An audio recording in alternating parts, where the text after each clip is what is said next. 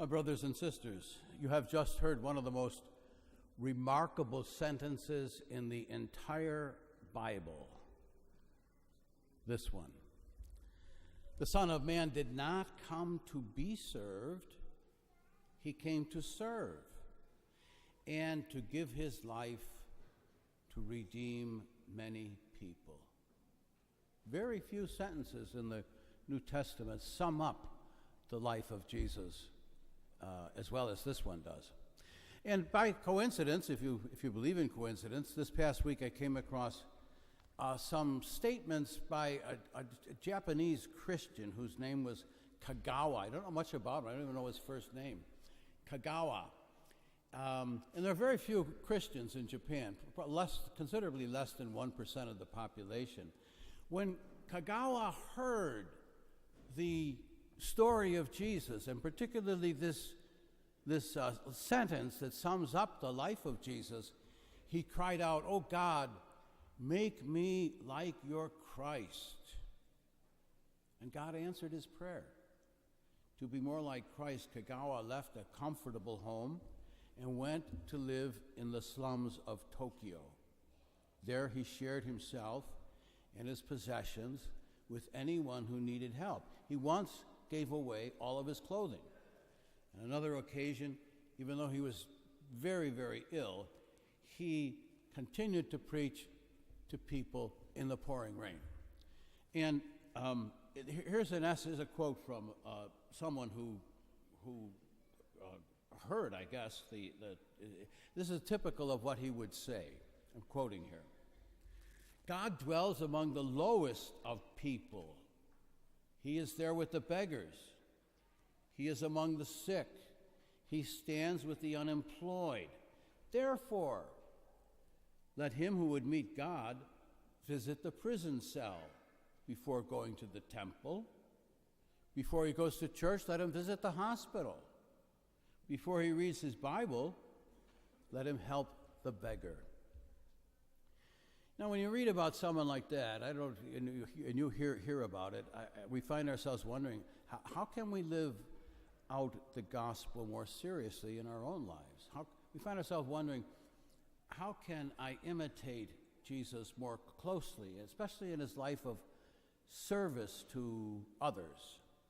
We find ourselves asking, what can we do to be more Christian in our homes, in our schools, in our workplaces? And of course, no one can answer that question for us. There are many answers to that question as there are people in church this morning. The worst thing we could do, though, would be to say, well, I can't move to the slums of Tokyo like Kagawa did. And having said that, we proceed to do nothing. Just because we can't do something courageous or dramatic doesn't mean we can't do anything at all. All of us can do something, be it ever so small or seemingly insignificant, and the place to start is often in our own homes. If we start there, chances are we will find ways to expand our service beyond our homes, but if we don't start in our homes, chances are we won't start anywhere. I came across this story that says something to me about loving people in our own families. Sometimes the hardest people to love are the people that God gave us to live with.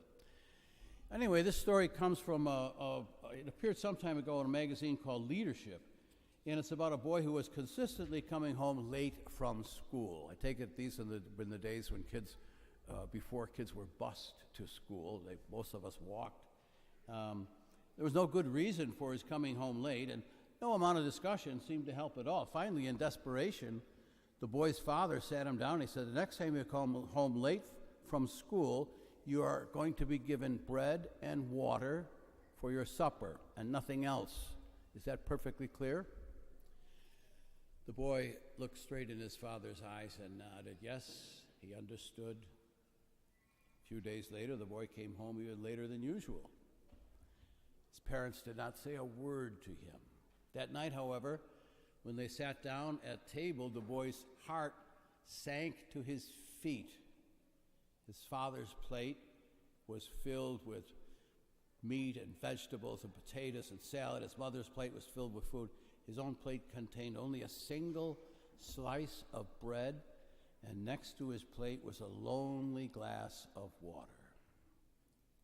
The boy's eyes stared first at the bread and then at the glass of water. This was the punishment his parents had been warning him about.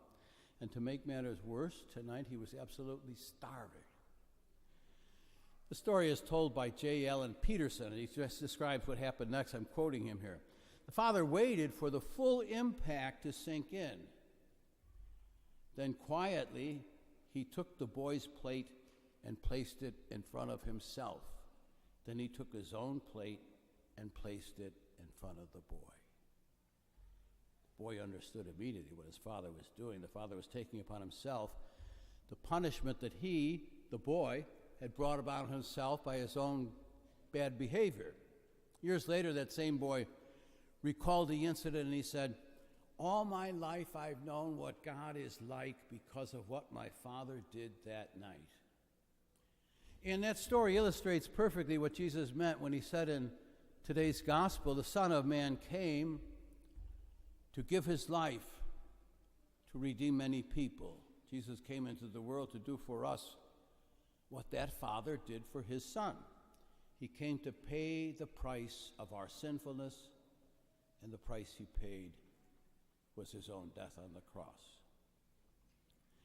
By way of conclusion, then, this gospel passage, especially this last line, which is so powerful, holds out a challenge to us. It challenges us to give our lives in loving service to others, as Jesus did. And the best place to start doing this is in our homes, in our schools, and where we work. If we start in these places, perhaps we will expand our service to other areas. In fact, we may find ourselves serving others as generously as Kagawa did in the slums of Tokyo. And we may find ourselves serving others as generously as the father did in the story of the boy who kept coming home late. But before we can hope to fly, we must first learn to walk.